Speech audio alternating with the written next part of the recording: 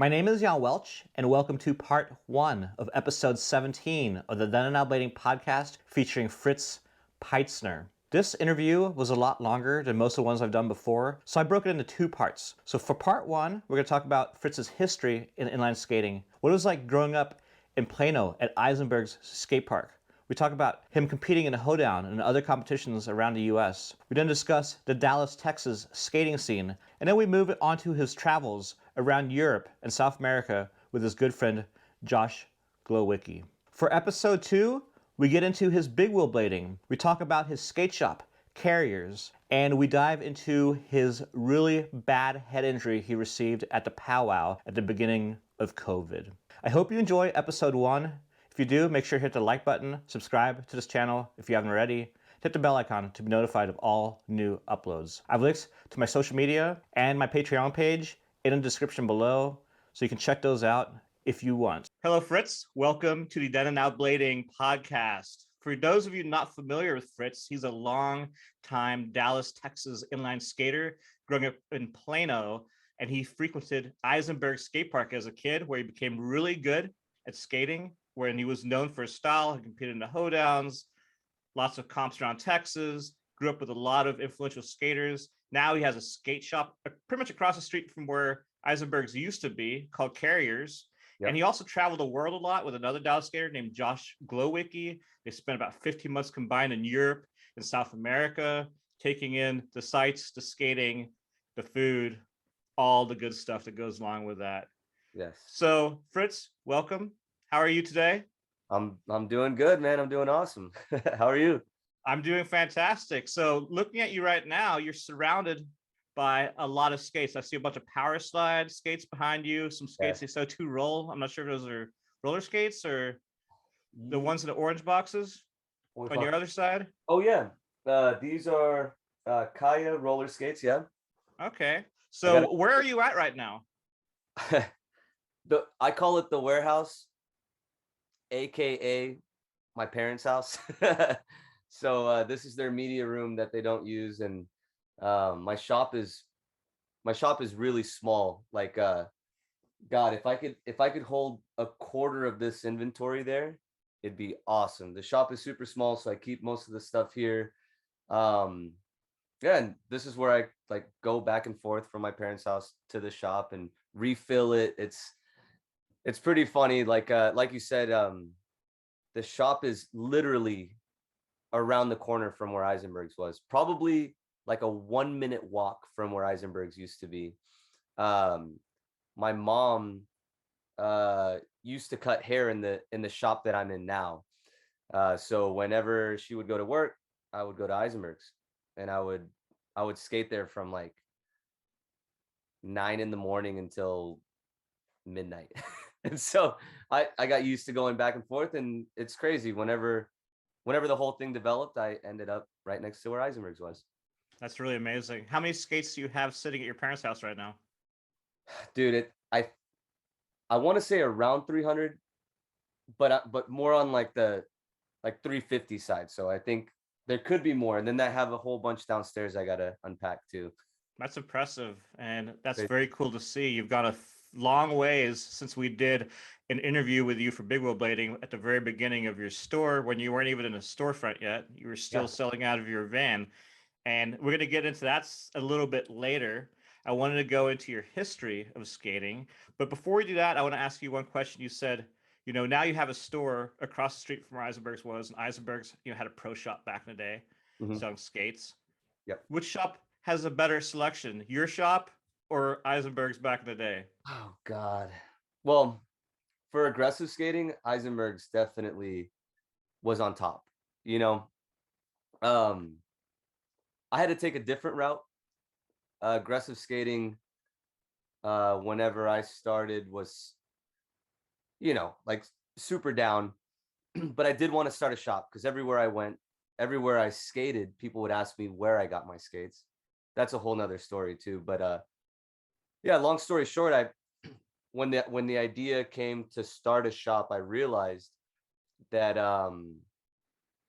that fitness skating or rec skating was the way to start.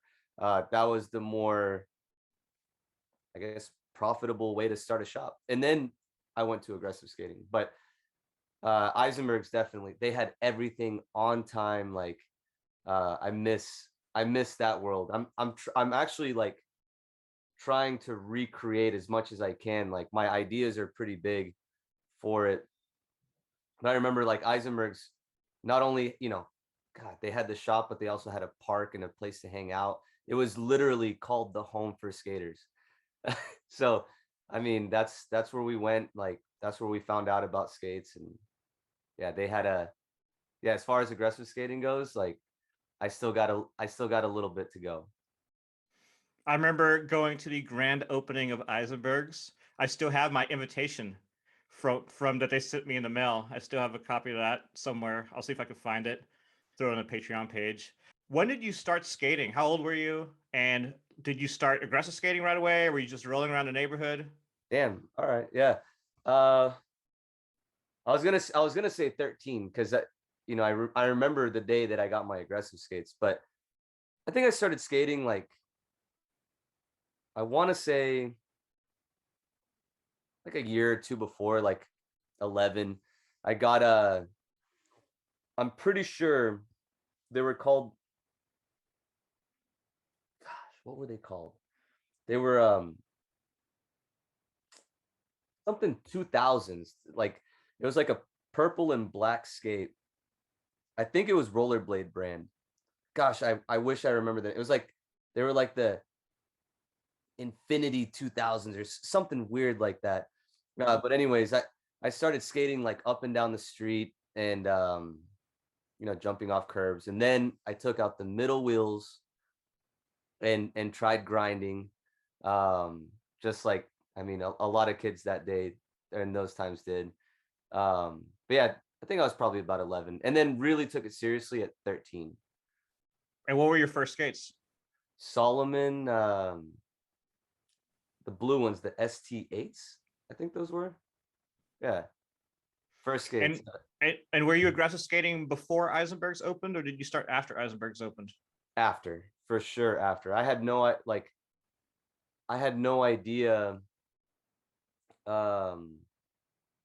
aggressive skating even existed until, man, I went through like biking and skateboarding and then aggressive skating. So yeah, it was definitely after Eisenberg's was open. I didn't even know what a skate park was, I didn't even know that kind of skating existed. And then after biking and skateboarding, I was like, okay, there's rollerblading, and that's also a cool story too. Like figuring out out of those three sports which one I wanted to stick with. It was cool. It was like my first real group of friends that kind of stuck with me for a long time. And why did you end up picking rollerblading out of the three? I just kind of fit in there. I fit into that world. Biking was cool. I don't know if everyone was like that much better, but it wasn't the same. Like same thing with skateboarding. Rollerblading kind of like, I think my friends in, what was it, middle school, just kind of like had a group already, and they took me in like one of their good friends right away. So I think that year, it was like a few months after, we went trick-or-treating with our skates, with our aggressive skates, and it was cool. Like I feel like I kind of just fit in better into the aggressive skating world. Does anyone from that first group of yours still skate? Oh God, no. I mean, I think one of them will like put his skates on like maybe once a year or something, but no. That's another funny thing, is the amount of groups that I went through. Like it was almost like I was always the last of the Mohicans, and then I would end up in another group, and then a lot of people would quit from that group, and I would end up in another group. It's a really funny process. Kind of seeing like rollerblading be really cool, and then as it was dying, like the groups were getting smaller and smaller. So like some of the guys that we used to have like rivalry with other groups, other crews or whatever. We all ended up in the same group. That was big in Texas, especially in Dallas, since you had so many Yeah. cruise. And from people who haven't been to Dallas, Dallas is a huge metroplex, Dallas Fort Worth, and there's dozens of cities, fairly large, all Yep. connected, and every one of them had a skate scene. There's a lot of Dallas had 3 skate parks back then. There was Eisenbergs, there was Rapid Revolutions, and Yep. there was Freestyle in Kinnendale, which was also a really cool skate park. Yeah. And I remember that's where, you know, Shane Scowers and Feinberg hung out quite a bit. That's tight. And there was a lot of pros coming through Dallas because of Eisenberg's. Yep. What was your first, do you remember your first experience like skating with pros? It was actually, I think it was Shane Scower and Ryan Dawes. But I remember like the first time, like I actually got to skate with a pro. It was really cool.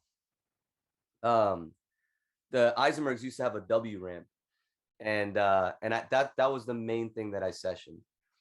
And of course, when the pros were around, I was more intimidated by the pros, so I wouldn't really, if they were skating this section, I would skate the other section, right? Like, not because they were mean or anything. I just like, they just skated really well. But anyways, I was skating the W one day, and I was having a good session, and out of nowhere, right behind me is Shane Scower. Like he joined my line, and so it was like I would lace a trick, he would lace a trick, and it's like a pretty good run. I think like, I mean, I landed every one of my tricks to where I just kind of came up at the end of the ramp and just stopped, and he came up to me and he gave me a high five, right? Like he just put his hand out, and I was like, oh my God, like so cool. I remember that day like forever, basically, because at that point I thought, man, like this pro just skated with me, you know, like it was awesome. That was like, yeah, the first pro skater I got to skate with. And then of course Ryan Dawes, who was like the coolest dude to everybody. So had a lot of cool sessions with him. Yeah, Ryan was really cool. And Ryan was like a gymnast. He did a lot of cool flips. Yeah, dude, god damn. We had some good dudes, because there was also Ryan, I mean, watching Ryan was like a show. Every time I'd like come into Eisenberg's, if he was somewhere, it was on the W ramp, and he would do these huge backflips, like huge backflips above coping that no one else could do. We got kind of used to that, to be honest. Like I don't think we really appreciated how good that guy really was. He was just really consistent. And how many pros came through Eisenberg's when there wasn't like a hoedown? Was there a lot of people coming there, or was it mainly just during the events? No, there were a lot that came through. From what I remember, Tyler Shields is one of them. That like, you know, kind of he came in and like not for any event, and he would just skate. Who's another? And then like, of course, like the Texas pros, like Chris Fleener, Jason Howard, Shannon was awesome to run into. Yeah, I mean, God, there were a lot, but they kind of came in at weird times too, because I wasn't there like during the school year, like during the day. But I mean, Farmer was in Dallas for a while. Who else? Yeah, I mean, pretty much every pro that I can think of, like from my generation, Feinberg, they would just kind of show up. Yeah, I went up there quite a bit with like Jason and Lonnie and Shannon and Frank. Yeah, Lonnie and Fleener, you know, they would all meet us there. That was a good times. Eisenberg's, I really enjoyed it. The other parks I'd mentioned, Rapid Revolutions and Freestyle, did you ever skate those at all? Not Rapid Revolution. Freestyle, I did a lot. Weston Kramer, another big pro, who, yeah, super cool guy. Actually, like, he's come to the shop too. Yeah, Freestyle, I think that was his park. It was his park. He skated there all the time. I skated Yeah. there with Sean Robertson a couple times too. Yeah, that's another dude. Fucking Sean. Like, I never really got to meet Sean. But I remember one day I came to Eisenberg's, and I still didn't understand like tricks or anything like that. I knew spins like up until like a 720, but Sean was doing switch and natural 900s over the launch box that day. And my friend was like, you see, that's switch and that's natural. He's spinning that way first. And then that was crazy. Yeah. And then there was Bubba's Yachtis too. Oh, yeah. I forgot about him. He was always on the vert. Yeah, he was good. That vert ramp was gnarly at Eisenberg's. Yeah. And Freestyle had a vert ramp too, right? Yeah, but no one really skated that vert ramp. It was in a weird portion of the park, really. I think that's maybe it. Like it was right behind the mini ramp. So I'd always see the back of the vert, but I never really skated it. But that vert at Eisenberg's, it was cool because you could transfer out of the vert to the landing of the launch box. And I would see a lot of people. I think Sean Robertson did something like that. Like either he transferred out of the vert into the landing of the launch box or vice versa during an old hoedown. I wasn't there, but I saw it in a video. So of your crew that you grew up skating with at Eisenberg's, who did you enjoy skating with the most? Like, who do you want to see at the park to session with? Man, there was this dude named Trey Applegate. I remember him. He was sick, dude. Like, he was one of like the Eisenberg's people, right? And there was Chase Harding too, which was also like a pretty cool guy, pretty good skater, like actually amazing skater. But Trey was like, he was taking it very seriously. He actually turned ASA pro a year before me, and he kind of trained me the whole way, right? Like he was doing corkscrew 720s. He would lay out a line, like tell me like this is what a line should look like. You want to do a spin plus a grind, and like you want to be creative.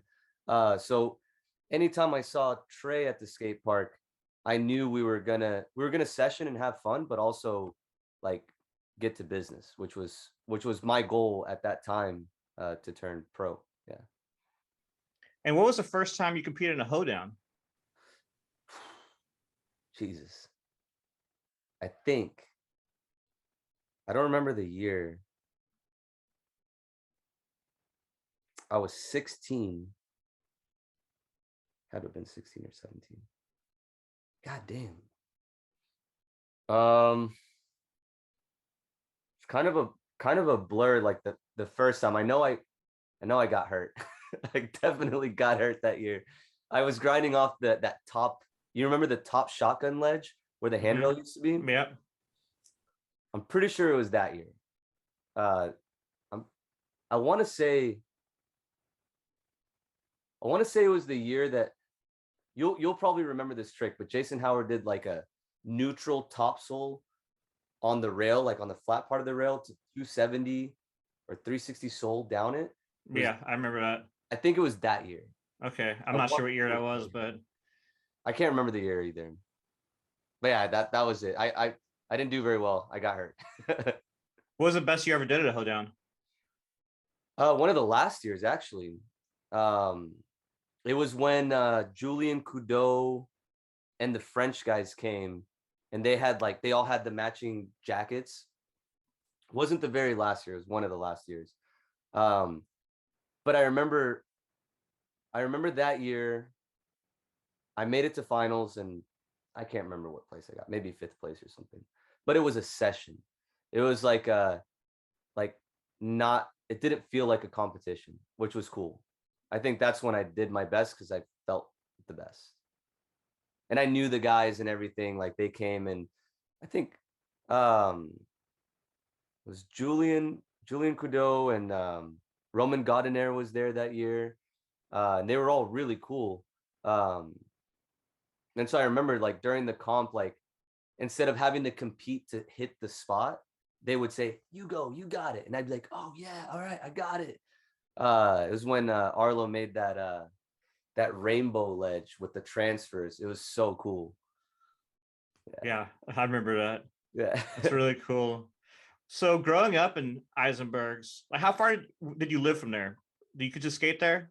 Yeah, I could skate there. It was like, yeah, I mean, skating would probably take me 10, 15 minutes. Driving was like 5 minutes. So you're pretty lucky as a kid to be so close to that.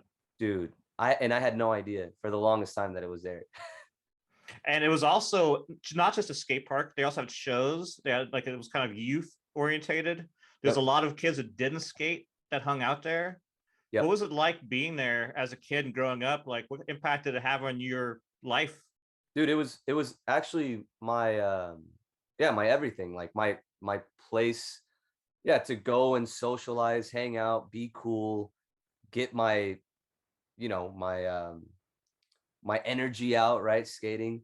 Uh I mean, I remember one year my family went to Europe, and they asked me I could either have a plane ticket. I mean, they ended up going to Israel too, which is tight. But they asked me I could either have a plane ticket to go with them, or I could get a membership at Eisenberg's for the summer to get in to get in for like $2 a session or something like that. I chose the I chose the summer at Eisenberg's, and yeah, I mean, that's where I went all the time for everything. I didn't do very much else. I was Any there. regrets on not going with your parents? I mean, Israel sounds really cool. I like. Hopefully, I can go soon. But yeah, like, sometimes I think about it. I'm like, damn. But that summer, I did get pretty good. I remember like that was one of the coolest summers because I was there every single day from open to close. How old are you now? I actually turned 36 yesterday. So you've been skating about 25 years. Yeah, yeah. 20. I think it's 23. 23? Yeah. That's really cool. That's a long time. And of the people you skate with now, I know a lot of them have been around for a long time. What's your crew now? And were those a lot of guys you met through Eisenberg's? Let's see. My crew right now, gosh, yeah, this is one of the things like right now, I guess the main people I skate with are Michael Gorski. I met him at Eisenberg's. Met him at Eisenberg's. He was, I guess, yeah, maybe my last original crew, right?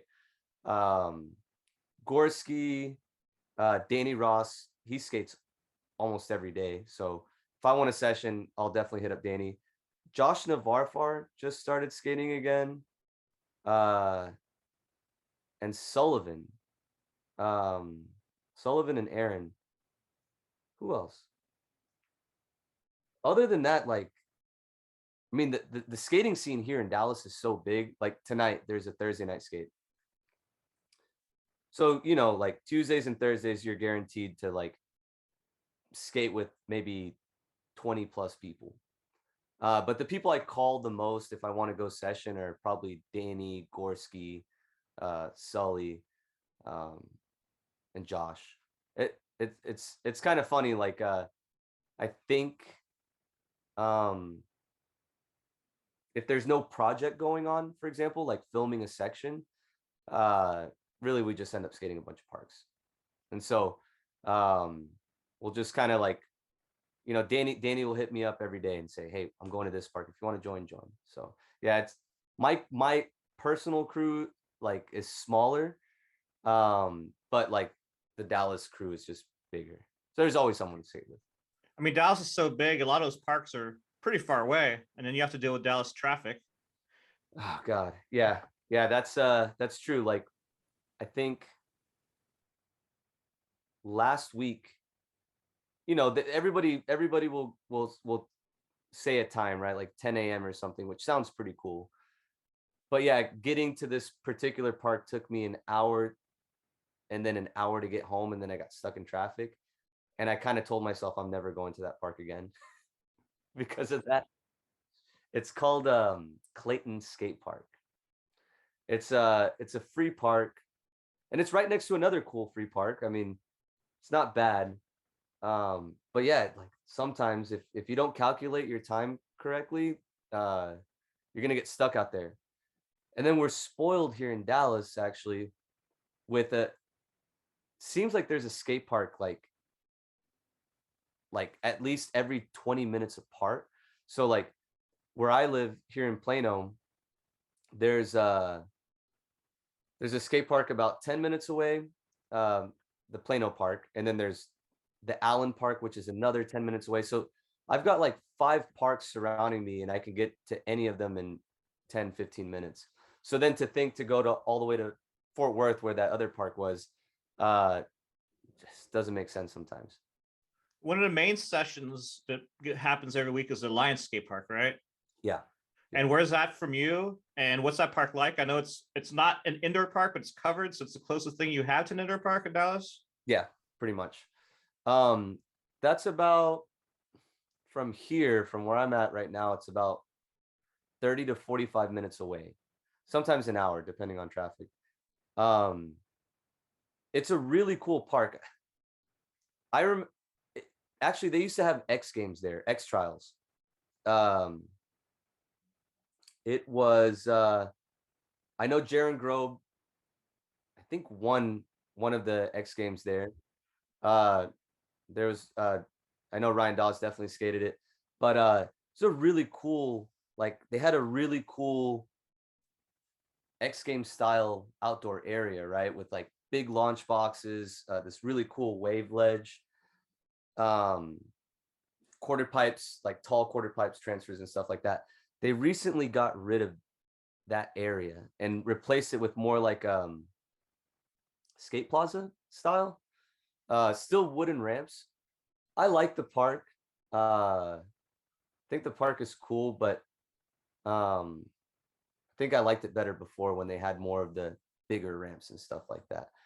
It's a cool park. They used to have a foam pit too. They recently got rid of that, and they're like, the covered area is more, I guess, smaller obstacles, which is still pretty fun. They're still working on it, so I'm hoping like it'll be a little bit better. I obviously, like, it doesn't sound like I'm the biggest fan of that park. It's a good park, but it's here, and I can skate it all the time, and I saw it from the beginning, so now I'm just like, for wooden parks, it's all right. And a lot of people watching this might know that park from the Texas Blade Classic that Chad Hornish goes to every year and pretty much wins or does a craziest trick. Yep. I think did he win this last year? I think he did. Yeah. I think every time he comes out here, he wins it. He kills it. Now, one last question regarding Eisenbergs. Okay. Why did Eisenberg shut down, and how did it impact the Dallas aggressive scene after it closed? God. Why? Like, exactly why? I don't know. I don't know exactly why. I can give my assumptions. We started having a lot of new free skate parks pop up, right? It started with the one in Allen, which was a nice park. And then of course, like online stores, or like online sales, was a thing too. That could be a part of it. It just started kind of emptying out. Like, you could see it. Like, you could see that it wasn't as busy as it was before. That could be it. I know the city had different plans for that area too. Like, right now, where Eisenberg's used to be, there's this huge apartment complex with like 7-Eleven, and God, I don't want to say that it didn't fit in with that area, because that was my spot, but yeah, it was like more like a downtown, like small city downtown area, and like I know the city definitely had problems with kids like skating up and down the street. Like, we would do some stupid stuff too as kids, like throw ketchup packets under car tires and stuff like that. So, I mean, I think, honestly, like, maybe sales were just not as up as they were before, because I know everybody there, everybody was passionate about that place. So I know for a few years they would say, this is our last year, and they would push through another year until, I think, at the very end, even the Hoedowns were getting smaller.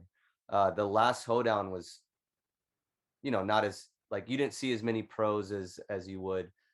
So I think, yeah, I think it just kind of like started losing the popularity because there were so many like other free ways to go skate. I don't know. It's pretty sad though, because like you mentioned Alliance. Alliance is cool, but it wasn't Eisenberg's. You know, Eisenberg's was like a real indoor park with, I mean, everything. We were so spoiled back then with this park. It's crazy. When did you transition from being more of a park skater to more of a street skater? That's an awesome question.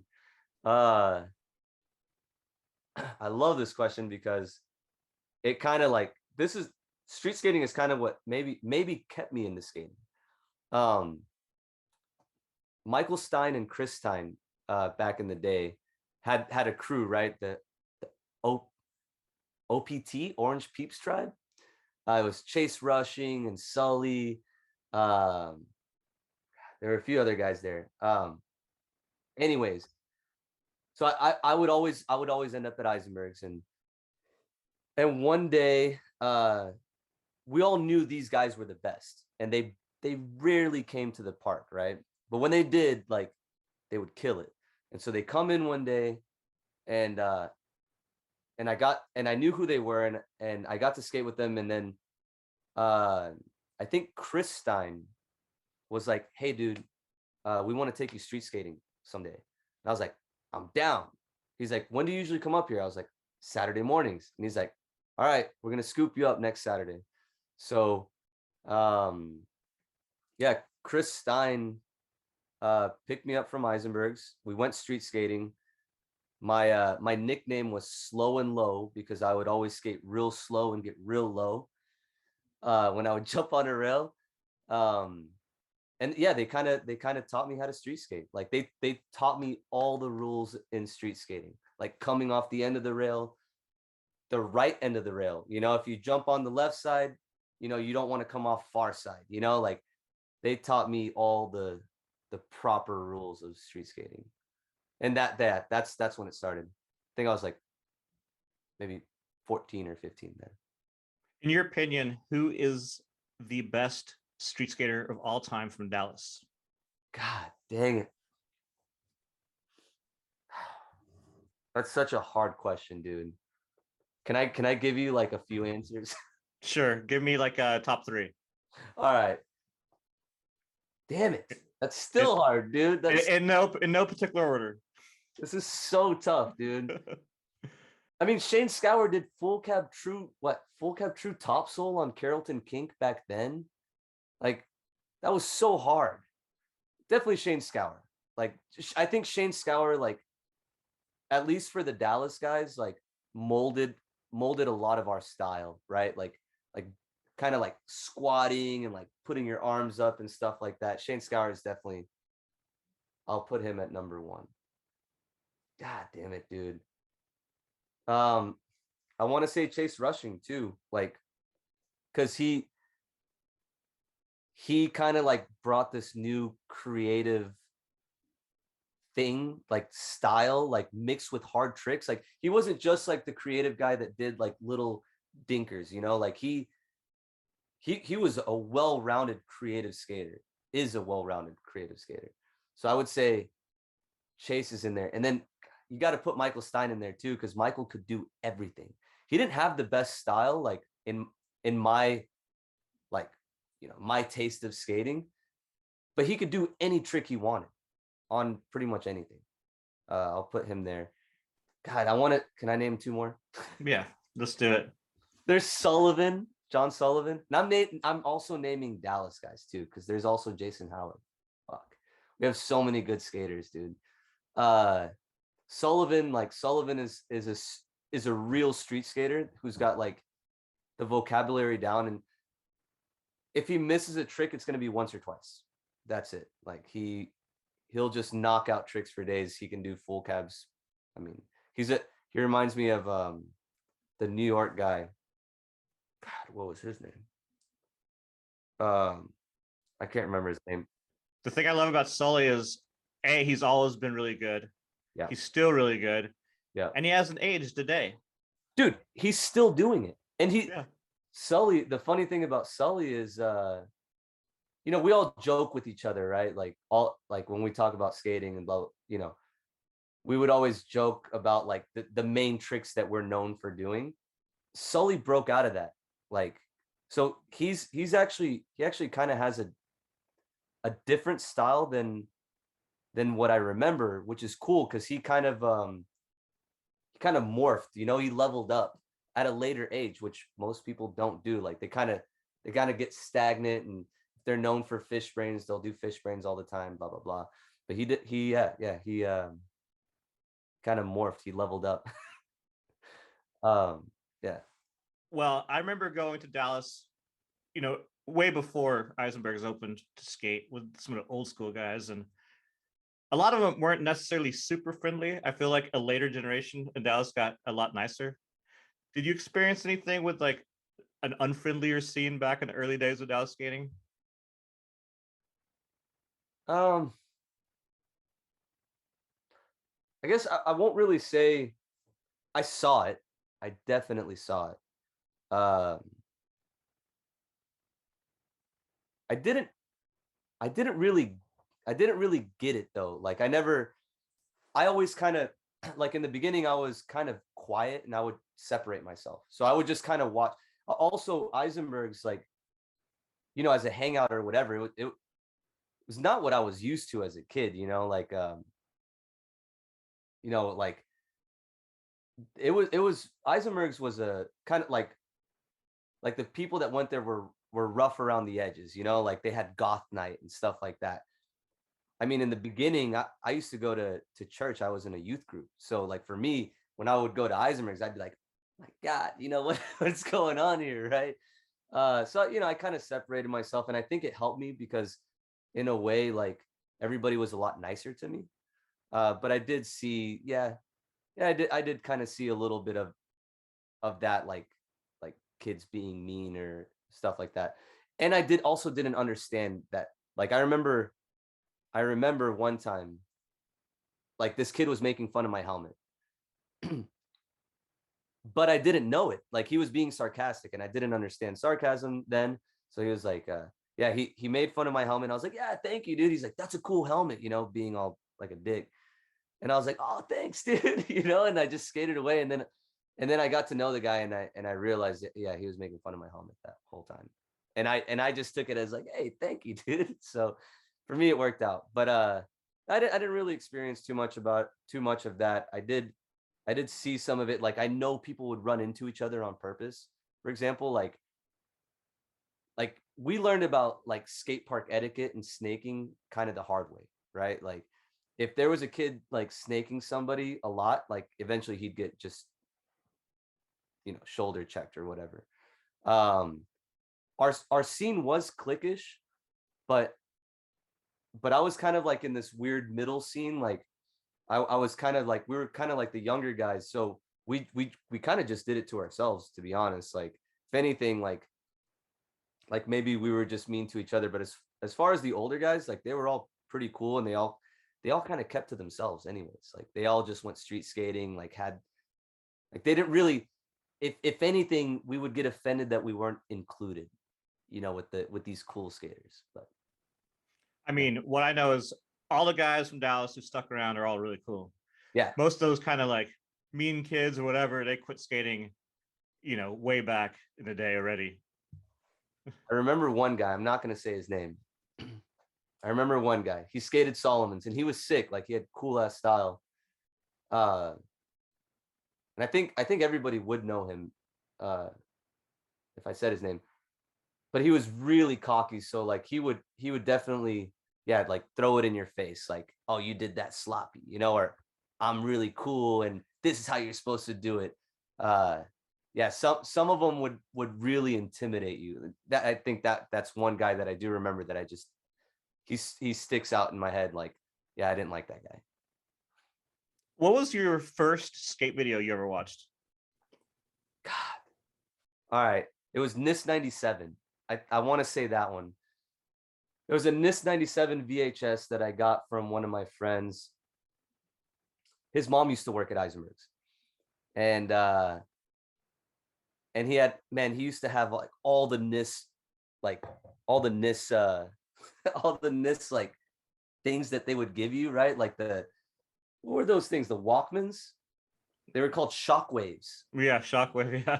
Dude, he had a pile of those things, right? He had Shockwaves and like NIS videos and all this stuff. And anytime I'd go over to his house, like he'd kind of clean out his closet and give me all of his old stuff. And when I got into rollerblading, we actually went to the same church, and, he was like, yeah, man, I got some skate videos, and he gave me NIS 97. And I remember I watched that and I was like, holy crap, like this is what's going on. Like, this is what's actually going on.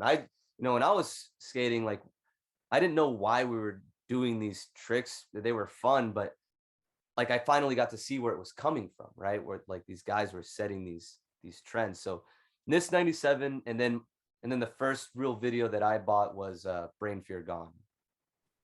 That was a good video. Dude, that's still one of my favorite videos. Like the whole, like the white cassette, and then like Aaron Feinberg, like his section at the end, you had to wait a little bit, and then Brain Fear Gone turned into Aaron Feinberg, and it's like, damn, like, yeah, definitely, yeah, one of my first videos, but also probably my favorite video. Who were your favorite pros to watch back then, and who had the most impact on your style? Woo! Definitely Aaron Feinberg. Like Aaron Feinberg is still, like, I will still kind of defend how good he was compared to like a lot of hammer droppers now. Like some of the stuff that he did back then still can't be touched now, in my opinion, right? Like Aaron Feinberg, Shima for sure. Like Shima is where I feel like I got my style from, or where I when I would see him do a trick, I would be like, oh, I want to do a front fart like Shima and get real low and like bend real deep into it. Yeah. Feinberg and Shima. God, who else? Those are the top two that I can think of. Later on, I did start appreciating like more of like Josh Petty and John Elliott and Dustin Latimer even, but like for me, Shima and Feinberg, like they stuck out more than everybody else to me. And as far as like skating contests goes, we had mentioned that you skated to Hoedowns. Did you compete in any ASAs, street contests? What was some of your favorite contests to go to, and what's the best you ever did in a contest? So I'll just say ASA. Like ASA came to Eisenbergs, and I qualified to turn pro. I qualified 2 years in a row, right? Like the first year I bombed it, I failed. The second year was in Carson City. That's when I turned pro, and I did pretty well. I remember I didn't even know the name of this trick back then, but I did like a launch up to full cab alley top sole on this like sub box, which was, I don't know if I could do that now even. But I did well. Yeah, at the end on my second line, I did mess up a little bit, but I was ranked pretty high in it. And then I turned pro, that year. Right. And who was your first sponsor? Well, officially Razors, right? Like Razors, they were always there, especially because of Eisenbergs, right? They had a cool deal with what were they called? Flow Team. But also there was a company called Cuts and Bruises, and I think Richard Johnson was on the team. They came to Dallas, like they had shirts and stuff. It only lasted a little bit, but yeah, Razors. I think Razors was like the first official, but maybe it was Cuts and Bruises before that. Can't remember. And you skated Razors for a while, right? Yeah. And I know that you were supposed to be in a Razors video, and that didn't happen. What's the story behind that? And is that kind of when you got off razors? Yeah, that's when I got bummed out. That's when I got a little bummed out. I was on razors for a really long time, and they treated us well, right? Like everybody on the team. That guy Trey that I mentioned earlier, that dude that one of my favorite skaters to see at the skate park. He was sponsored by razors. He actually helped me get on the flow team, right? And he, I always saw the way he was treated by razors, which was good. And then of course they treated me well, as like during that time. Maybe it could have been a lack of communication. I'm not gonna. I'll never be upset with them for that. But yeah, like in that time, I had collected a lot of clips in Europe, and yeah, I don't know what happened. So I got all my clips, and I made a cool little edit. Yeah, I don't know what happened there. I really don't. Like maybe I didn't email them, or I don't know what happened. But yeah, I don't know what happened there. And my clips were, I feel like they were good, so I don't know. I saw that edit today, and it was pretty good. Razors has a history of letting go of. I mean, look how many people were in razors. A lot. Yeah. I mean, the person you're traveling with at the time, Glowicki, same kind of scenario. Yeah. What was the first video you were in? First video I can God damn. You know what? I want to say it was like either Medina or Lonnie. Maybe it was Lonnie. I'm not sure. Who made names? That was Lonnie. That was Lonnie. I believe it was Lonnie. I think I had a couple skate park clips at was it Eminem skate park? Yeah, Eminem in South Austin. Yeah. Yeah, I went there, and I did, like, I skated the mini, and I think he filmed me and put it. I know he filmed me and put me in one of his videos, but I think that was yeah, probably the first video that was in him, and then Medina, and then one of the guys here from Dallas, Josh Navarfar, created a video where I actually got a real section, which was called "Rollerblading is Still Fun," and that was like the first section that I had. What was your favorite section you ever made? Man, it's tough. It's tough because actually one of them is gone. I used a song that I didn't buy the rights to, and it was when I was in Peru. Sucks. It was a razors, my razors am section. Yeah, it was my razors am section. It got taken down, and I lost my my hard drive with it. That was one of my favorites, just because where I was and how I was skating then. I did a section with BMO, City Never Sleeps. It was a cool dynamic of people, but I feel like damn. All right, I'm just gonna answer the question. My favorite section, that if I could look it up now and say that's my favorite section, probably Rollerblading is Still Fun. Yeah. Is that on YouTube? Yes. God, is it on YouTube? If it's not on YouTube, it's on Vimeo. All right, we will look it up, and I'll try to put a link in the description below so people can find it. Yeah, that one was cool. That was probably my prime years of skating, working the hardest. Well, that was going to be my next question. When was your skating prime? So that would have been around that time. When was that? How old would have you been? Like 20, 21, 22, 23, 21 and 23.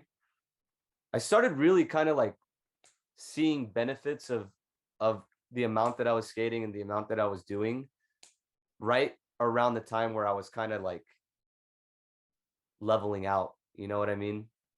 Right now I think I'm kind of getting back into it, like, but it's taken a lot more work, right? Like Like I'm having to like pull out the foam roller and jump rope and like really, yeah, take care of myself.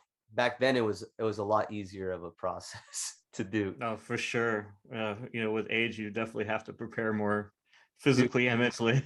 it's crazy. Yeah, mentally. Yeah. It's weird. It's like they both kind of go together too. Cause like if I don't physically prepare myself mentally, I'm like, damn, I didn't stretch before. So like, can I do this? Or vice versa, mentally I can pump myself up. Um, but if physically my body's just not allowing me to, I was just like, no, I'm not, you know. What's Uh your safety trick? What's your go-to trick? Now I got two. It's front royale and soul grind. Actually, most people are like, how is soul grind your safety trick? But in some cases, soul and topsoul are so easy. Those are, yeah, those are my safeties. And if you could only do one trick for the rest of your life, what would it be? Fish brain. I love fish brain. It's a hard trick. Uh, it's a one-footed trick. I feel like, in the process of skating, there's like soul, top acid, and then fish brain. You know what I mean? Like for me, they all blend together, but fish brain is always my goal. Whether it's alley oop or true spin, fish brain feels like the hardest trick. Of all the tricks you've ever done, is there one that stands out as like your favorite one you were most proud of? Yeah, I would say like there's an edit. Like, I mean, of course, like true fish and true top horn are really fun for me, and full cabs and all that. But there was this edit. I did a 360 like in spin, not the out spin way, the true spin way. 360 soul that I did on a super steep rail, and I came off the end 180 out. That's like that's my trophy for myself. Yeah. Sick. That's a rad trick. Three soul. Yeah, in three soul. And what are you skating now? Like, I know you do both aggressive skating and like urban and big wheel blading. So what's your setups that you skate the most? Well, I have a power slide next right now with 110 millimeter wheels. I almost skate them as much as I aggressive skate. And then my aggressive skates are the white 909 Dems with the new sole plate. And I transition back and forth between Aeons and Dems. Like Aeons are great skates. Dems has more options. So I'm still trying to figure out like which ones I like the most. They're both really cool skates. It's hard to say, like people ask me like, what's the best quality skate or out the box skate? And it's tough, right? Like the Aeons come with my fit liners and 60 millimeter wheels, flat setup. I skate flat as well. But then I don't know, the way the Dems feel on my feet is real nice. And I got intuition liners on them, and I'm skating the Dem frame flat. Their flat frame is awesome. So I'm really enjoying seeing their process of like, out the box perfect skate. Cool. Yeah. And what's your favorite skate of all time that you've ever had? The Solomon ST8. And that was your first aggressive skate, right? Yeah. Out the box, that thing had like a really thick shock absorber. If I'm not mistaken, they were heat moldable back then. Yeah, everything about that skate was perfect. Like out the box, the only skate that I can compare to that is the Aeon, right? Like that feeling when you grab the skate, it's just like a good plastic. Yeah, that was my favorite skate then. And honestly, if they came back and did another skate, that would probably be my favorite skate now. So Jason Reyna, who's from Dallas, he's now working with them, and Julio, he moved to California. And Jason was a really big part of the Dallas scene, from filming Hoedown videos and hosting parties at his house. Did you skate a lot with Jason? Yeah, I skated quite a bit with Jason. Yeah, he always he's always done a lot for the scene. He created, man, a while back he made a online magazine. What was it called? But anyways, like, yeah, he put sessions together. Do you remember that? Do you remember I when? do, but I can't. I do remember it now. You mentioned it, but I can't remember what it was called. Dude, like it was pretty cool. It was almost like it was almost our version of Roller News. I can't remember the name, but yeah. I skated with him quite a bit, and he's a flight attendant, so he goes around and like he's always traveling, but he somehow like always comes back at the right time. So it's Yeah, he's had a good thing going with that. He's been able to attend so many events.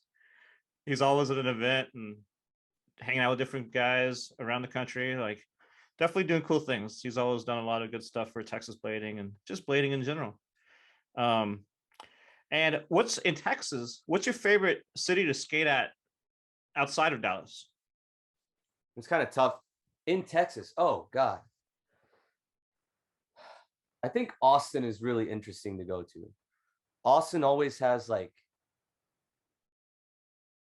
every time I've gone now I know like when someone goes in town, like, you'll get taken to the spots you want to skate. But I feel like Austin has like it's not as cookie cutter as Dallas. I think Dallas kind of goes wrong where we have like the most perfect down rails and like flat ledges. Because most of our suburbs are real square and not very many hills.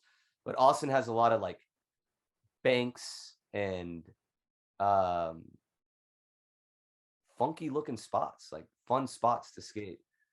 I actually missed that. Like, I remember, well, actually, I was street skating a few days ago and I was complaining, like, why are we still going to these down rails? Like they all look the same. If we're gonna go to this down rail, let's just go to the perfect one down the street. Like it's not fun to look at. And it's not really fun to skate anymore because I'm not pushing myself on this.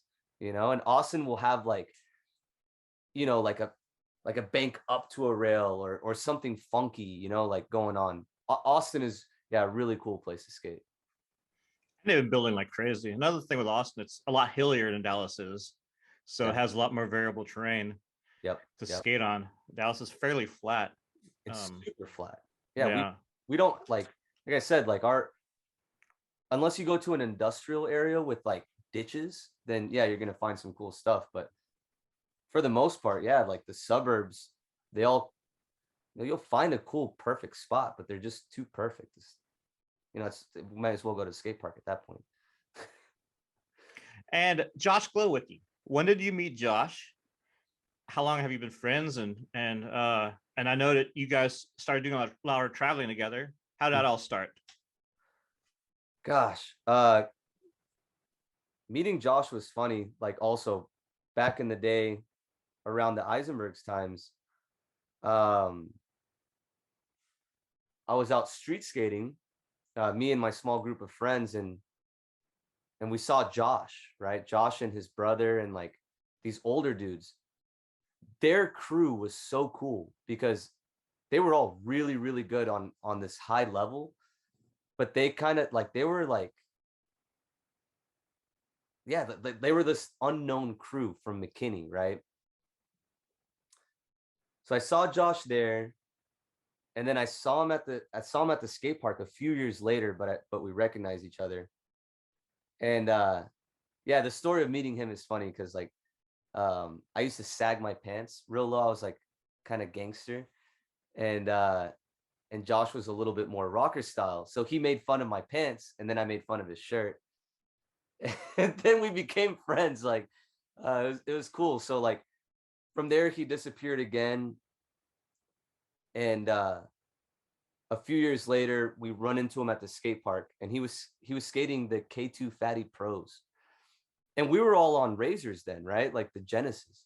So obviously like this guy has been like skating the same skate for a long time, but he was on all of our levels somehow. Like we couldn't understand it. Like, how's this guy skating these old ass skates and like so good or whatever.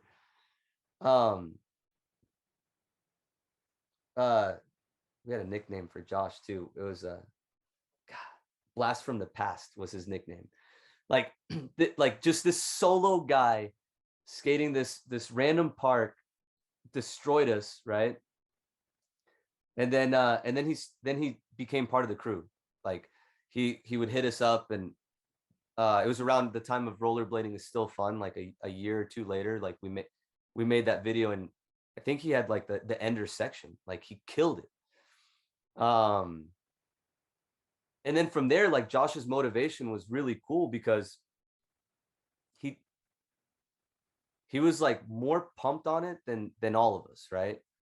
Because now like there was this new crew that challenged him to try harder tricks. And then I mean, I think that was the first time that he like saw, I could be mistaken, but like Aragon and like the new skaters, because then he started doing 360 tricks, like hurricane tricks. Like he could already skate park really well. And he ended up going to Winterclash before everybody else. And that's when he asked me, like the year later, he was like, hey, there's this comp in Europe, you want to go? And I was like, yeah, I'm down. And he kind of showed me everything. And then from there, yeah, man, he's one of my best friends. Like he really, really cool dude, like stuck with skating and kind of like really pushed it here in Dallas. So that trip to Europe, that was a 9-month trip that you and Josh took. Yep. And you went to Winterclash, and that was your first Winterclash. Yep. What was that experience like? God, it was amazing. That's like, I can say that was like one of the funnest times in my rollerblading life, right? And it was completely winged too. So we got one-way tickets out there. And the plan was to just kind of go around, float around for about 3 months and then come back home. And while we were out there, while we were out there, while we were at Winterclash, like everybody told us that Spain was the place to be, Barcelona. So we go to Barcelona, and then there we met up with Richie Eisler and like the USD crew or team that they had, like they had a flat out there. And then Adrian Ann was there. And Adrian Ann kind of broke down like how to travel with skating. And we went from like being just like these two flow riders for Razors, kind of winging it, to like having a whole itinerary and like a plan to go to all these comps, because well, Razors finally knew what we were doing out there, and all we had to do was just ask. So then from there, I mean, we went to every comp that you can think of. Like, I mean, it could have lasted forever, to be honest. Like towards the end, I think we were both just tired of traveling, that we had to come home. But it was like, for me, like an eye-opening experience, because that's when I realized, like, you know, you just got to kind of put it out there. You want to do this, you can do it. Like I just kind of went with the flow, and it just happened. So back to the Winterclash event that you went to. It was your first one, like we said. Yeah. Now, did you compete in it? I did. I did. I didn't. God, I'm not gonna say I didn't try, but it was such a cool experience. Like I really just skated. I sessioned. I found a really cool little spot. Now that I look back, like it was one of the smallest spots, but it was so fun. It was like a little, double ledge, up and down ledge. I skated. Yeah, I skated in it. I sessioned it. I think I made it to the next round, and then after that, I think, man, if I'm not mistaken, I think Wagner won that year. And I was so happy, because he's also one of my favorite skaters. He's amazing, dude. He's so cool, and he's got like he's got such a cool vibe too. So like it kind of like his energy transferred to like everybody skating in the crowd. Like there's those skaters that win comps that are, you know, they're kind of like mechanical about it. And then there's someone like Wagner who like brings this essence. I remember that I'm pretty sure he won that comp. I'm pretty sure I was like kind of running around like, whoa, where's Wack? Where was that Winterclash at? Eindhoven. It was in Eindhoven already. Okay. Yeah. It was probably, I kind of want to say it was not the first, but like, yeah, like in the beginning of Eindhoven, the Eindhoven comps. Because, man, when did I go? I think I went there in 2004. No, wait, let me do some math real quick because you might remember when or who won back then. We're in 2022. I turned 20. It was your 21st birthday in Amsterdam, I heard. 25th. 25th. Yeah. So that was 11 years ago. 22. I'm so bad at math. What's 2022 minus 11? 2010? 2022 minus 11 would be 2011. Yeah, 2011. 2010, 2011 is when I was out there. That was the Winterclash. I'm not sure if I was at that one or not. I don't think you were, dude, because I didn't see you there, and I know if I would have seen you there, like I would remember. I remember Eric Bailey was there, which was cool. Broskow was there. They did like kind of like this tour, like almost like I think it was like the second Volo tour that they did, right? Like the first Volo tour, they kind of like, they made the whole video. And I think they did the exact same spots all over again. Like Roskilde was still around back then.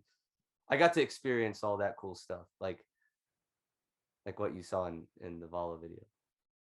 Yeah, I never went to Roskilde, but it looked pretty cool. Dude, that place was awesome, man.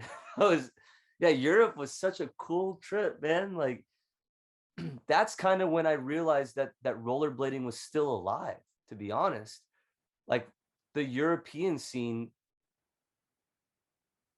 I mean, I don't want to sound like a dick, but like we're so spoiled here in the US that like the European guys, like, I mean, they're really like creating something, I mean, they would make something out of nothing. Like we went on the We Tour in Romania, and like those guys found their own sponsors and like created this tour and all that. Like they're really pushing rollerblading.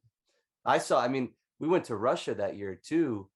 We were in Moscow, and they created an event. They took us everywhere, and we saw rollerblading like super healthy out there. And we're like coming back here to the US, I was like, why don't we have that here? South America, same thing. Like South America, I mean, their streets are like, in a lot of places are not very good streets, but they're skating everywhere. They're making things happen. Yeah, like Europe was an eye opener for me. How many countries did you go to on that trip, and what was your favorite cities? Jesus, I think I went to 13 countries. I gotta say cities. Copenhagen is one of my favorites. Copenhagen, like, I think if you're younger or just like, I don't know, just trying to like really, if you can enjoy yourself, Copenhagen has this cool vibe, right? If you're old person too, like, but it just has this young spirit to it. I do love France too. Like France, not, I mean, I like Paris. Paris is more like touristy for me. Like Tours and Toulouse were really cool. Fréjus, the south of France, beautiful. I love those places. Like France had this really cool thing where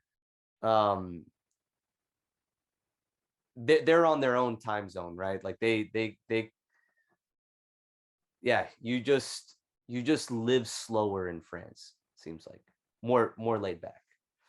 One of the best party places for me was in Romania. Vama Veche. Vama Veche was crazy. Like also a place that like if you've been to Vamaveke, you're gonna say you've been there, right? Like you just like these places that don't exist anywhere else. That's just there. So yeah, Vamaveke, Tours Toulouse, and Copenhagen. Favorite places in Europe. And food wise, what was some of your favorite food out there? I gotta say, like Italy was cool. If Jason Adriani is cooking, of course, right? Like that guy can cook. Italian food is good, but I gotta say it once again, like I think France like takes the cake. Like their food was so good. They had this thing. I wish I remember the name. If you're French, you're probably gonna know. But it's like these hot pans, like these hot little pans, and like you get different cheeses and like sausages, and you cook it all there, like all amongst friends, right? And like you grab like, and they pass it around too, or they spin the wheel or something, and like you just spend the day like, yeah, eating, like cooking this stuff with your friends and passing it around. Gosh, Sounds amazing. So good. I'm not sure what that is, but it sounds really good. Yeah, man. If I'll probably remember it during our conversation, I'll just shout it out real quick. So good. And of all the skating you guys did out there, what was the craziest session you were on? And what was the craziest trick you witnessed? Do you remember? Yeah, I'm pretty sure it was pretty sure I was there that day. I mean, I can't believe I would dream it, but it was when Diego Gio did the no, is it Diego Gio? The True Savannah in Barcelona, the At the disaster. forum? Yeah, Yeah, I remember that footage. I didn't yeah, realize you were there. I was there. That's I was really there, like crazy. creeping just in the background. Yeah, that was like one of the craziest. But I mean, I saw crazy stuff all the time there. Like those guys, you know, some of those spots were just, you know, you see a topsoil on one of those spots and you're like, oh yeah, that's just a topsoil, but like they're so rugged. But yeah, I think that was the craziest. And then Stefan Alfano, like during, they had a, oh yeah, the feast.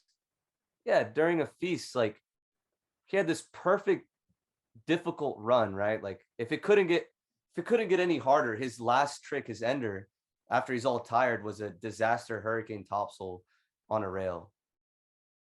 And I was like, damn, you know, I thought, you know, at one point I thought I was pretty good, but when I saw like the French skating, I realized those guys they're fucking animals, dude. They're machines. Like those guys, as far as comp skating goes, they're kind of untouchable, in my opinion. Yeah, they've always been the best. Yeah, Because yeah, France has always had some of the best indoor skate parks too, which true. helps, you know, and their parks are all built like almost like a competition course. Yeah, and it's huge. Like, I mean, maybe that's what it is the training, like to be able to jump that high and trust yourself not to die on those obstacles. Anthony Poitier, I remember I went to the Gladiator comp, and it's the first time that I'd ever heard of Anthony Poitier. He skated for Razors back then, and he was doing hurricane topsoils like nothing. Like, oh, it's just so crazy. Like, oh, and Belgium, France and Belgium, because I think they're right next to each other. So like those scenes kind of like intertwined. So like the Belgium skaters are like maybe a little bit more street oriented. Like what's that rocker dude's name? I forgot his name. From Belgium? Yeah, he skated for Nim, I believe. Yeah, it's his name is Remy Remy Meister. Remy Meister, yeah. Yes, dude. Like his skating was sick because like he was like, you know, yeah, like Belgium, like France, like this kind of similar crews, but he had like a whole other rugged street style.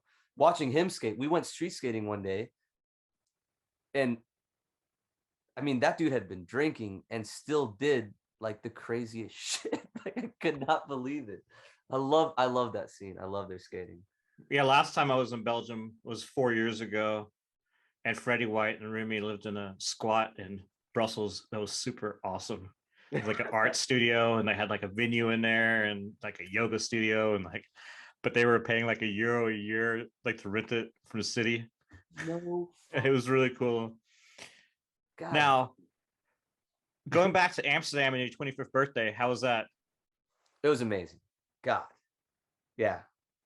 That was Kevin, like he took us in. And we didn't know what we were doing, right? Like we were just that was like that was the whole beginning of the whole tour. And then Kevin was like, yeah, let's go out for your birthday. And we went to a bar. We were there with Tyrone Ballantine. Who else? I think Freddie was there. Maybe he wasn't there. I know Tyrone was there.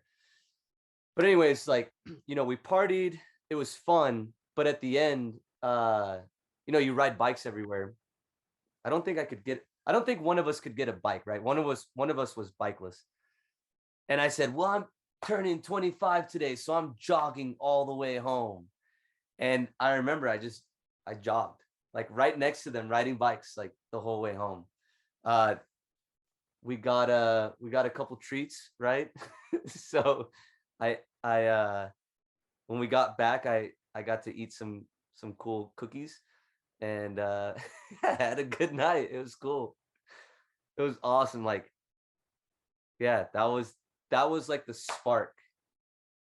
That was it. Like this is your trip, and that's where I turned 25. It's cool. Do you have a favorite memory from that trip?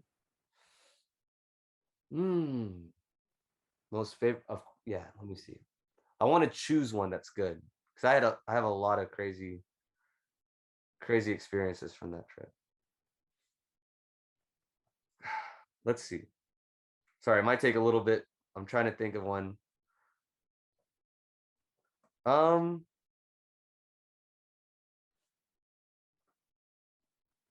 Let's say like the first time that I got to travel alone was kind of cool. I think that's one of my favorite parts of the trip was the whole time we had been all traveling together, right? Like as a crew, we would meet up with other Razors guys, or me and Josh were going somewhere. But this time, at this point, Josh was going to go somewhere in France. He wanted to go there. And I wanted to go to a different part of France. And I remember at the train stop, pretty sure I met up with a couple rollerbladers, but they kind of just like showed me where to go. And I hopped on the train. I was really nervous because this whole time I was always guided, And I remember I kind of got lost a little bit, and I was just walking with my backpack, and I was like, oh my God, like I'd probably like stand out like a sore thumb, like they're gonna know I'm a tourist and rob me, And I just like I at one point I was like, all right, I gotta just act like I know what I'm doing. So anyways, I looked at the signs. I found the train I needed to get on. I got on the train, and I fell asleep, and when I woke up, and there were these two ladies sitting in front of me, and they were smiling at me. I don't know why. I guess I was like in some cool dream or something, but they were so happy. Like they were so happy to see me like relaxed or something. I don't know. And then I got to the comp, and it ended up being like a really cool comp in France. We stayed in cabins with like Manon was there, and Stephanie Richer, and Adrian Ann, and like I was like a cool ass mini ramp with like a V. But that was the first time in that whole 9 months where I really got a chance to like kind of make my own decision and say, I want to go here and do it on my own time. I think during these tours, like, I got to meet up with Aragon and like Dre and a lot of people who tour around a lot. Like, in the beginning, I thought this is a really cool life. But somewhere in the middle, I was like, damn, like I don't have my own bedroom, like I got to choose where to eat in a big group of people, like how to enjoy my day in a big group of people. So this was a like one of those experiences where I thought I can travel alone. It was cool. And after 9 months, you went back to Dallas. Yes. And how did your life like change when you got back? You started working again. Like, did Europe have an effect on like how you lived your life after that? Oh yeah, most definitely. When I got back to Dallas, like funny thing is I had 2 pairs of underwear at that point. Like I had no more underwear. Like I had maybe 3 t-shirts and 1 pair of jeans. Like I went out there with one of those big, like huge hiking backpacks, and I came back with nothing, right? And I was excited to have my own bedroom and all that. But I got caught up in eventually got caught up in the Dallas routine again, and realized like I think I like traveling better. So yeah, my experience in Europe definitely changed the way that I did things. Even the way that I traveled, I started taking the train more, riding my bike more. So your next big trip was with Josh again. You guys went to South America for 7 months, and that was a couple years after the Europe trip. Yeah, it was like maybe 2 years afterwards. We ended up going to. It was a small tour. It was supposed to be a small tour once again. Peru, Ecuador, and Chile was the plan, and I think it was for 4 weeks. And yeah, it was a kind of like a Razors thing. There was a shop out in Peru called Extreme Shop, or no, I Roll Peru. And yeah, I think maybe Josh put it together. I think Josh had been to Peru before. Once again, he kind of like set the path, talked to Andy talked to me, and here we go. Yeah, next trip was South America. And did you go to other countries besides the first 3 you were planning on going to? Yeah, I ended up going to Venezuela. To where? Venezuela. Nice. It's crazy. It was cool. I'm sure you have some crazy stories from that trip. Do you have any you want to share? Yeah. Man, I got a lot. Like, yeah, Venezuela was nuts because, Venezuela's economically, I think, one of, or if not the poorest country, right, in the world. And they're doing this transition from like they're like their president is just a dick. Yeah, my craziest experience was first of all, there was no toilet paper, right? They've gotten cut off by the rest of the world, basically. So they have no toilet paper, like their economy is real low.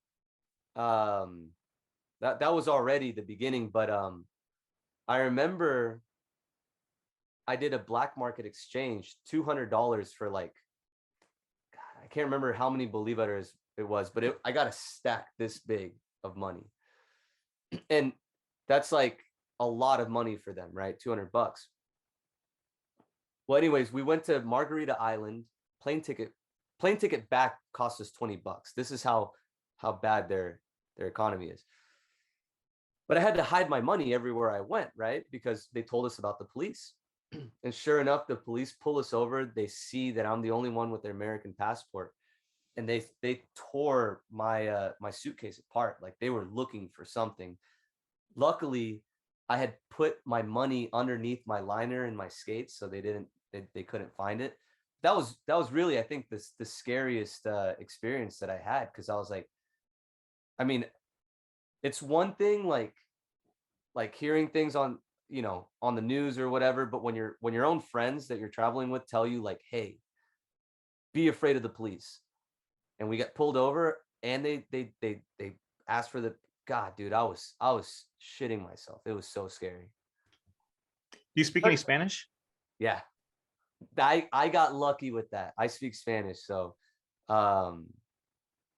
it was easy to travel in South America in Spanish.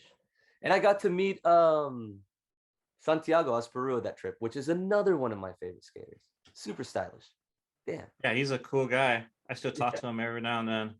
Dude, that guy, I mean, yeah, he's awesome. Like he showed us like some pretty cool food to eat out there. He hung out like I mean, he was skating on a super high level back in the day.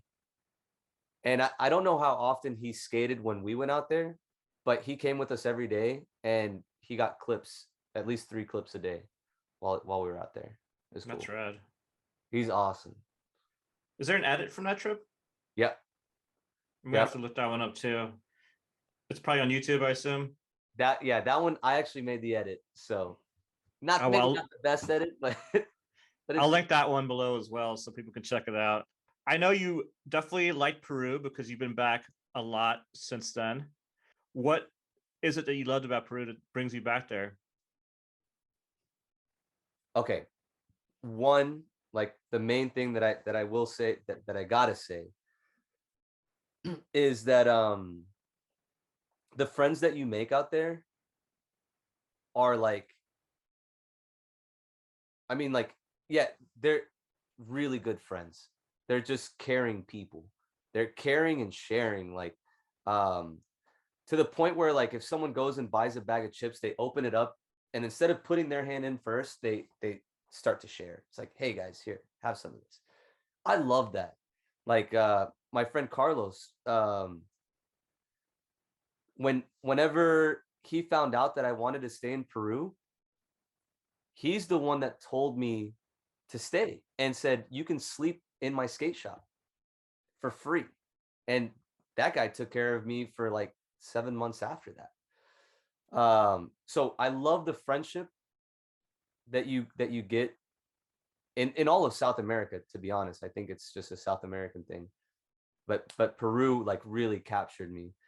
And then the skating, like those spots are also really rough, rugged spots. But those guys will just destroy. Like the passion there is also, I remember in particular, like we went to a restaurant and we were allowed to put our own video to watch. And I think Sandro Timeteo chose the video. And it was like not super old school skating, but it was like hammer skating. And for sure we watch a Richard section. And I was like, damn, like these guys are, I mean, they're putting in work, like super work. What was it like skating with Sandro? Awesome, dude. Like Sandro's like, everyone knows he's good, right? I think sometimes people forget how good he is because he's just been doing it for so long. But he's there to skate, but he's also there to have fun. And that's what I like. Like skating with Sandro is like, you're going to have a session. Like he's going to joke with you and like actually joke with the whole crew. He kind of makes sure that everybody's having fun. He's like, in Peru, I have like, my friends and then my close friends. Sandro is definitely one of my close friends. I was lucky I got to see him one time when he was still living up in Montreal a couple years back. Oh man, did you get to skate with him? Yeah, I went up to the Skatepark session and he was skating there. It was pretty fun. Yeah. Met his lady. She was out there for some school or work or something. I forgot exactly what she was doing there. But yeah, it was really cool to see him there shredding it, watching his edits from Montreal, which that city's got a really good skate scene. Yeah, I get pretty surprised. Like I saw he posted something in Montreal recently. And I was like, what are you doing there? And he goes, dude, I come up here all the time. I was like, wait, what? I saw him in Miami too. He's still traveling around and doing a lot. It's pretty cool. Does he doesn't live out there. He doesn't live out there, right? He was living out there for a while. Yeah, because I know he goes back and forth. But I don't think he's living there now. He could be. I mean, everything kind of got crazy with COVID. I haven't crossed the border in like 2 years. So, but if he's living out there, I'd like to go see him again. But dude, I knew he moved back to Peru, but he could be back and forth, like you said. He's back. Yeah, he's got to be back and forth. Now, in Peru or in South America on a trip, what was some of your favorite cities? And what were cities that had some of the biggest scenes out there? Santiago, Chile, for sure. Um, they got a really cool scene. There's a guy named Mikey Lilo, that I got to skate with. That guy's also a beast. Like, and he spoke English too, which is cool to like kind of like on that long trip to speak some English, and like, but he also spoke Spanish too. He's a cool ass dude. Cool scene.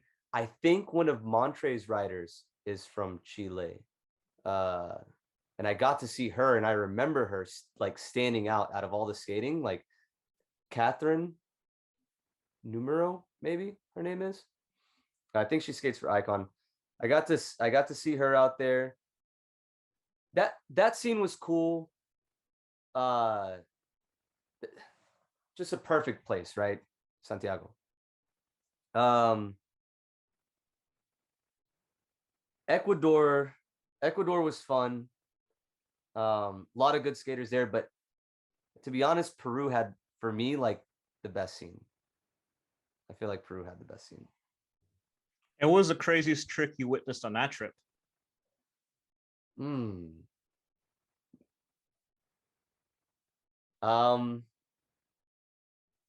dude, because Richie Eisler was there, so I wouldn't say it's the craziest trick, but it was one of the coolest tricks.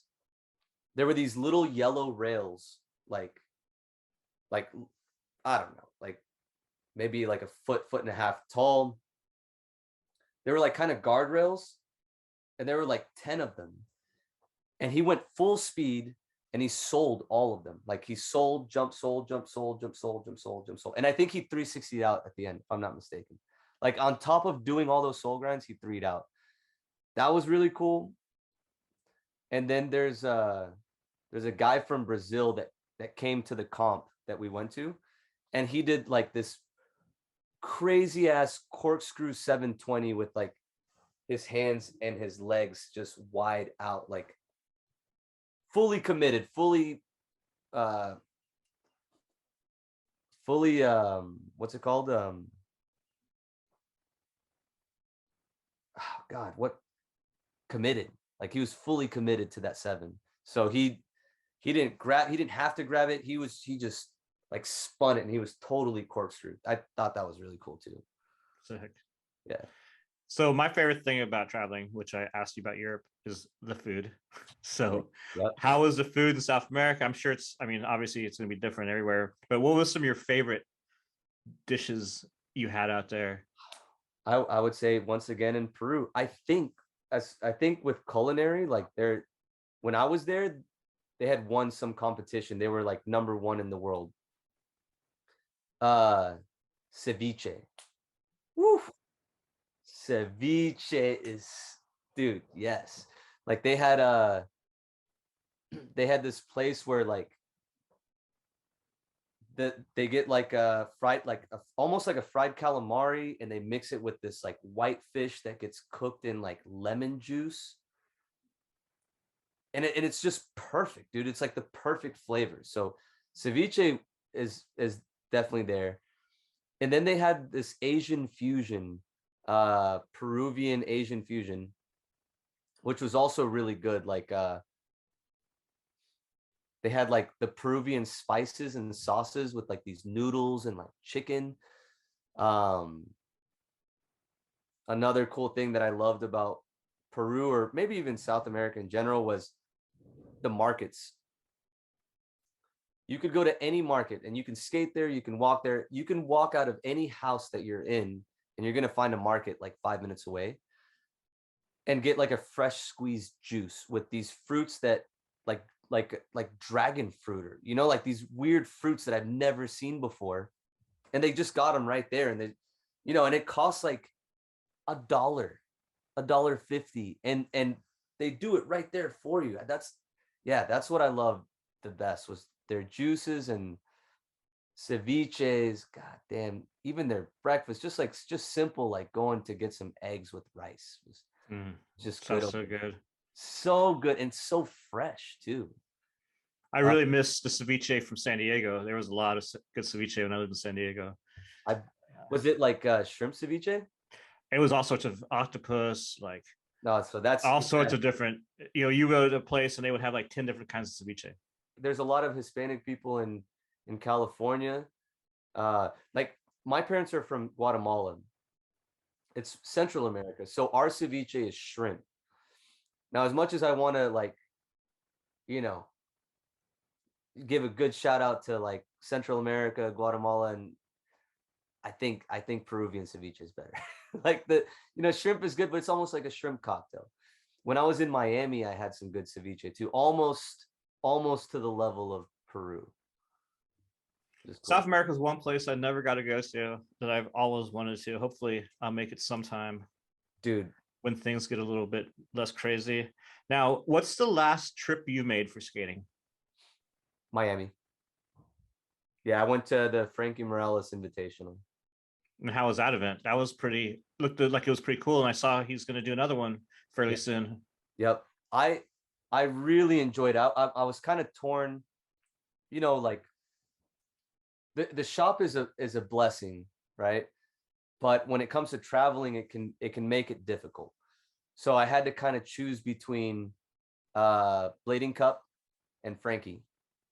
And for some reason, like I just thought the Franky comp was going to have a different vibe. It was his first, I think it's his first comp that he's thrown. And then I had been to a couple of Blading Cups. So I was like, you know what, let me check out this Franky comp, right?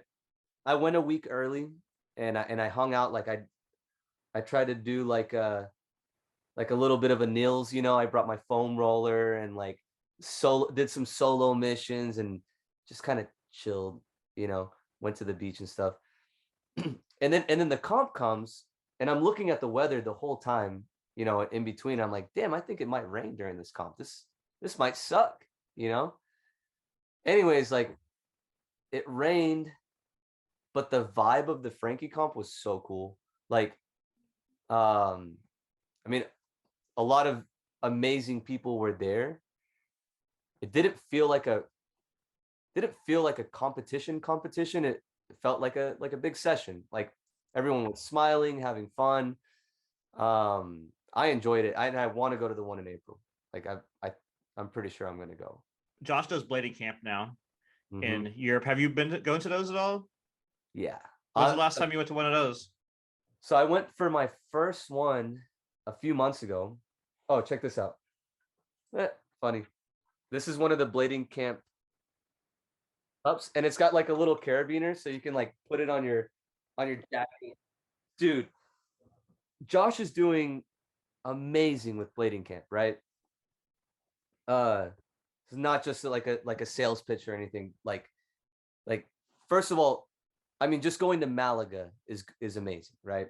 By itself.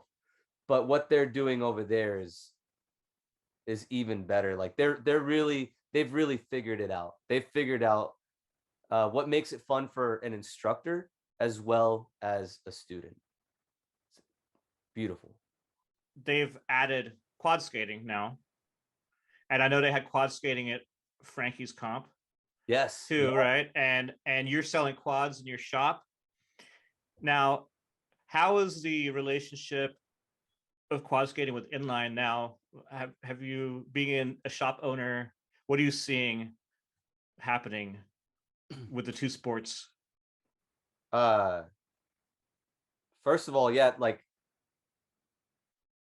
I see it a little slower, right? Like the real combination, or like the combination to where like we're sessioning together, right? Like we have our Tuesday and Thursday night skate here in Dallas, but rarely will a quad skater join. Now, if we're sessioning at a park and there are quad skaters, we'll skate together. And that's amazing. For example, like one of the guys here just gave away a pair of rollerblades to one of the quad girls here. And then there's another quad girl who bought a pair of bladies, right? So I know for a fact that like if we can get that combination set correctly, our sport will be 10 times stronger. To be honest, like I feel like a lot of my shop's success is because of quads. And I feel like a lot of rollerblading success recently has been because of quad skating, right? Like quad skating is kind of bridging this gap, in my opinion, between skateboarding and rollerbladers. You can see it because there's some skate parks that we got here that don't allow rollerbladers, but they do allow quad skaters. And then quad skaters are very neutral when it comes to like hating on another sport. Like they actually talk rollerblading up because it's very similar to rollerblading. Yeah, quad skating is a huge portion of, I think, like where we're going to, and we're a huge portion of where they're going as well, because like it's a very similar sport. Yeah, it's also interesting seeing how many of the roller skating main people in it are dating like a rollerblader. Like Estrogen dating Miguel Ramos, and you have Spicy Ivy dating Bolino, and Matt Mickey's girlfriend as well. So Montreal, I think. and Montre is dating a roller skater girl. So you got these, but like Estrogen and like Spicy Ivy, they're pretty like renowned in that world, especially Estrogen, doing Moxie skates. So it's kind of, that unification is pretty cool too, because they're bringing a lot of exposure to both of the sports. Yeah. And then not only, yeah, that, and then like I said, with skateboarders, I mean, I don't know how it is in every other state, but I know here we have a park called, I think it's called Hoedown, the one that only lets skateboarders in. The moment that they started letting roller skaters in, a couple rollerbladers have kind of trickled in there, So yeah, it's pretty cool. It's pretty cool to have like a different view on rollerblading, on aggressive skating in general. And I think roller skating does help out a lot. And when you were at blading camp, was roller skating happening at that session? I was in a few of them. I think I was in like maybe 3 or 4 weeks. It wasn't a full, like I never went to like a full roller skate one. I just remember Montre having his roller skates on during one of the sessions. I don't think so. No, I know like somewhere in between there was one, like a only roller skate one. God dang it. I'll just say it. I think the ones that I was in was mainly aggressive skating. Although like I said, I did see Montre put on his roller skates and he killed it just like on aggressive skates on that level. I did watch a couple edits of the full roller skate camps. And it's basically the same as the aggressive one, except they're really pumped, like super juiced. So why should people travel to Malaga for blading camp? What makes experience so fun for people? Why should they go? God. All right. Super easy. You're gonna get it all, right? From seeing Malaga, right? Like how beautiful it is, to skating. You get, and there's no time wasted, right? Like they're organized. So they're gonna take you in the morning for a beautiful breakfast. Oh my God. Even the hotel where we stay at, like it had a swimming pool, almost like one of those endless pools, right? Like, and the price is amazing. I think it's like under $700 for like the whole package, right? Like you, God, I'm gonna try to say it the way I experienced it. I had my own little hotel room, almost like cabin style, with like a beautiful like water, like pool thing, like waterfall thing in front of me. You wake up in the morning, you go downstairs for breakfast, and then you got like a different breakfast every day that they're cooking for you every single day. Nothing is like, it's all fresh, right? Juices. And then Josh is also combining the vegetarian style, which I know Josh, Niels, and Montre all do. So you can have your choice to eat meat or vegan, right? Which is a cool option. You can do yoga in the morning with Niels, or exercise in the morning with Joe, like whoever who's going to lead the group. Have breakfast, then the bus comes, it picks you up. We'll go to a skate park, and then somewhere in between, we go and see a part of Malaga that not very many tourists get to see. So we went mountain climbing. We went to really beautiful beaches. We got to see the city. There was always something really cool to do. And then you got to see almost every skate park in Malaga. I don't know. I like I just turned 36, right? So like I'm getting older, and I'm thinking I don't want this part of my life to disappear. You know what I mean? Like, it's so cool. Like, it's beautiful. Really, really cool experience. And then not only you get the traveling and the skating, but then like the vibe that the instructors give too, which is this really cool motivation.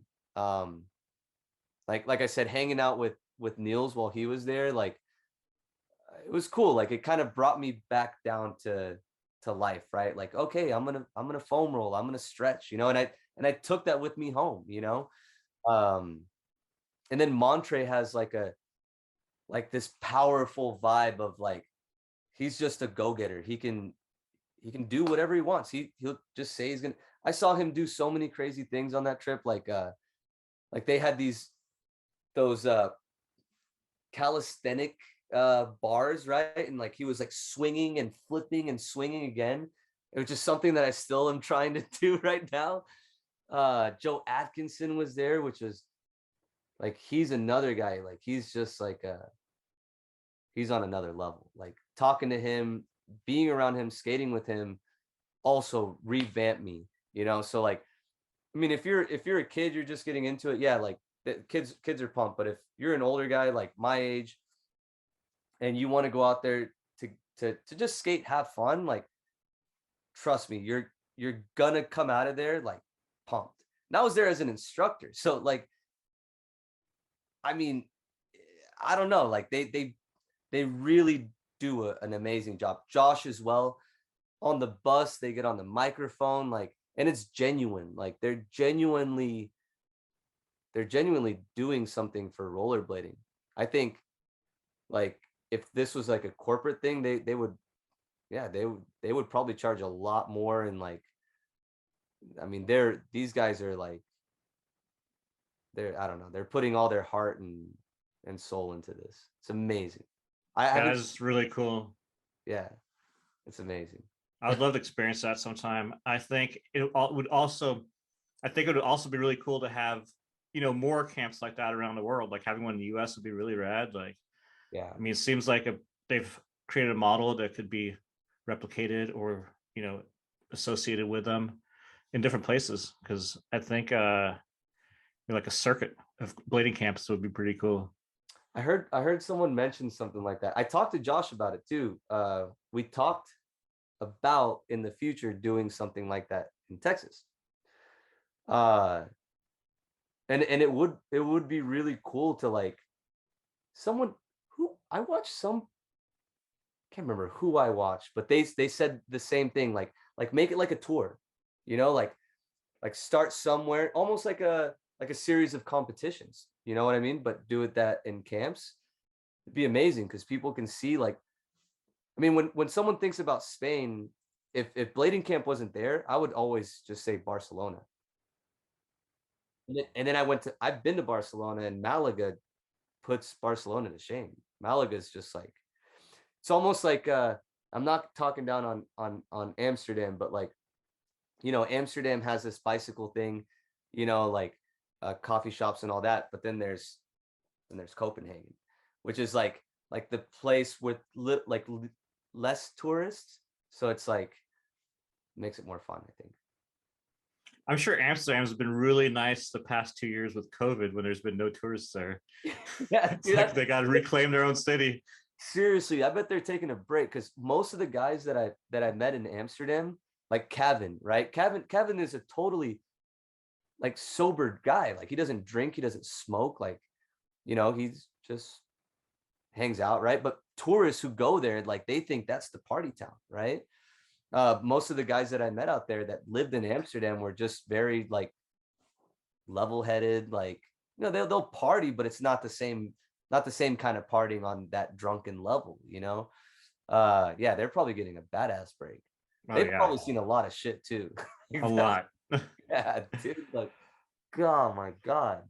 That's a wrap for part 1 of the Fritz Peitzner interview. Make sure and check out part 2, where we talk about big wheel blading and his shop carriers. We also discuss his severe head injury he received at the Pow Wow at the beginning of COVID, and we talk about the recovery process and how he is today. I hope you enjoyed part 1. If you did, make sure to hit the like button, subscribe to this channel if you haven't already, hit the bell icon to be notified of all new uploads. And I have links to my social media in the description below. You can follow me on Facebook, Twitter, and Instagram. And if you want to support this channel, consider becoming a Patreon member. You'll receive exclusive content not available on this channel, as well as being entered into monthly giveaways. There's a link to my Patreon page in the description below. Thanks for watching part 1 of the Done Now Blading podcast with Fritz Peitzner, and make sure to check out part 2.